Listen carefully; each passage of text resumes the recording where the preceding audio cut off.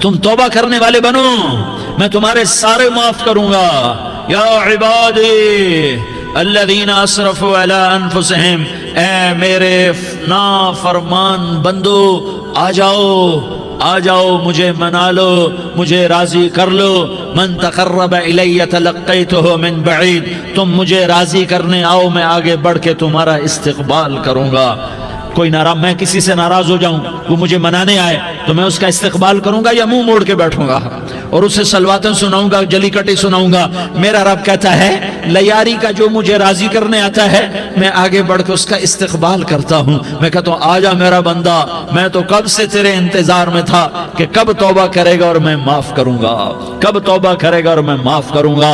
اللہ کو اپنا بناؤ، اس کے در پر جھکنے کے ساتھ ہمارے گناہوں کی حیثیت ہی کوئی نہیں ہے۔ بنی اسرائیل میں ایک آدمی نے 99 قتل کیے، اس کو خیال آیا میں توبہ کروں، ایک عبادت گزار کے پاس گیا اور اس سے پوچھنے لگا میں نے 99 قتل کیے ہیں، میری توبہ ہو سکتی ہے؟ اس نے کہا ہرگز نہیں، تو بڑا ظالم ہے، تیری کوئی توبہ نہیں۔ اس کو غصہ چڑھا، اس نے اسے بھی قتل کر دیا، 100 کر دیے۔ پھر اس کو خیال آیا میں توبہ کروں، تو وہ ایک عالم کے پاس گیا اور اس سے پوچھنے لگا میں نے 100 قتل کیے ہیں، کیا میری توبہ ہو سکتی ہے؟ کہ بیٹا کیوں نہیں ہو سکتی توبہ؟ ہائے ہائے ہائے ہائے ہائے، میرا رب ایک مثال دیتا ہے، کہتا میرا بندہ تو اتنے گناہ کر کہ زمین کو بھر دے، اس خلا کو بھر دے، چاند تاروں ستاروں کو بھر دے، اتنے گناہ کر کہ آسمان کی چھت کو لگا دے، زمین سے اٹھا اور آسمان کی چھت کو لگا دے۔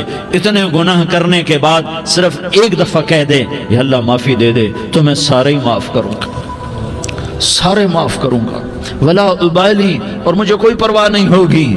انہوں نے کہا بیٹا گناہوں کی معافی تو یقیناً ہے لیکن توبہ کا ہونا ضروری ہے، تیری توبہ پکی ہونے کے لیے یہ ماحول چھوڑنا ضروری ہے۔ تو یہ بستی چھوڑ کے اس بستی میں چلا جا، وہاں نیک لوگ رہتے ہیں، ان کی صحبت میں تو رہے گا تو تیری توبہ پکی ہو جائے گی۔ اس نے کہا میری معافی ہو جائے، میری معافی ہو جائے، میں ہر کام کرنے کو تیار ہوں۔ بوریا بستر اٹھایا، جو تبلیغ والے کہتے ہیں گھر چھوڑو، لیاری چھوڑو، بستر اٹھاؤ اور چلے کے لیے نکلو، 4 مہینے کے لیے نکلو کہ اپنی توبہ کو پکا کرو، ورنہ ماحول کی گندگی پھر آدمی کو گرا دیتی ہے، پھر گرا دیتی ہے، پھر گرا دیتی ہے۔ وہ نکلا، راستے میں موت آئی، جب موت نے جھٹکا دیا تو اس نے چھلانگ لگائی اس نیک لوگوں کی بس کی طرف، وہ ایسے اس کے ہاتھ اس کے آگے اور پورا جسم ایسے آگے پھیلا ہوا۔ اللہ تعالیٰ نے لیاری والوں کو قصہ سنانا تھا تو دونوں فرشتے بھیج دیے، جنت کا بھی آ گیا، جہنم کا بھی آ گیا۔ جہنم والے کہنے لگے مجرم ہے ہتھ کڑی لگاؤ، جنت والے کہنے لگے مہمان ہے سہرے پہناؤ۔ جہنم والے کہنے لگے توبہ ادھوری ہے، ابھی توبہ پکی نہیں ہے، ابھی نیک لوگوں کے شہر کو پہنچا ہی نہیں ہے کہ موت آ گئی۔ اور جنت کے میں کہنے لگے نہیں نہیں نہیں، توبہ ارادے سے ہو جاتی ہے، ارادہ کر لیا توبہ ہو گئی، ہمارا مہمان ہے۔ اللہ نے تیسرا فرشتہ بھیجا، جاؤ فیصلہ کرو۔ کیا فیصلہ کرو؟ وہ یہاں مرا پڑا ہے، یہ اس کی بستی ہے، یہ نیک لوگوں کی بستی ہے، وہ یہاں مرا پڑا تھا۔ اللہ تعالیٰ نے کہا فیصلہ کیا کرتا ہوں کہ یہ فاصلہ ناپو، اگر گھر کے قریب ہے تو دوزخ والے لے جاؤ، اگر نیک لوگوں کی بستی کے قریب ہے تو جنت والے لے جاؤ، یہ میرا فیصلہ ہے۔ ہائے ہائے واہ میرا رب، میں تیرے قربان۔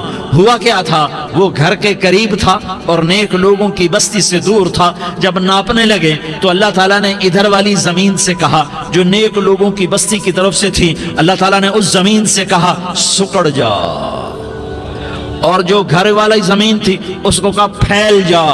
ادھر کی زمین کو پھیلا دیا اور ادھر کی زمین کو سکیڑ دیا۔ جب ناپا گیا تو وہ نیک لوگوں کی بستی کے قریب ہوا۔ اللہ نے کہا لے جاؤ جنت میں، ہم نے معاف کر دیا۔ اور یہ تو بنو اسرائیل کا آدمی ہے، ہم تو محمد مصطفیٰ صلی اللہ علیہ وسلم کے امتی ہیں۔ ایک بنو اسرائیل کا آدمی، اس کا نام تھا کفل، اور روزانہ رات کو نئی لڑکی اس کے پہلو میں آتی، شراب کا دور چلتا اور زنا کا سے منہ کالا کرتا۔ ایک رات ایک لڑکی کو 60 دینار دے کر لایا۔ 60 دینار کوئی 10 لاکھ روپیہ بنتا ہے۔ کیا مال تھا کہ ایک رات کا 10 لاکھ دے کر آیا۔ جب کمرے میں داخل ہوا تو وہ لڑکی رو رہی تھی، تو کفل نے پوچھا کیوں رو رہی ہو؟ میں نے زبردستی تو نہیں کیا۔ تو وہ اس نے روتے ہوئے کہا کفل میں پیشہ ور عورت نہیں ہوں، میں عزت دار عورت ہوں، مجھے بھوک نے یہاں تک پہنچایا ہے۔ میں یہ کہا کرتا ہوں جب سردار لوگ، جب مالدار لوگ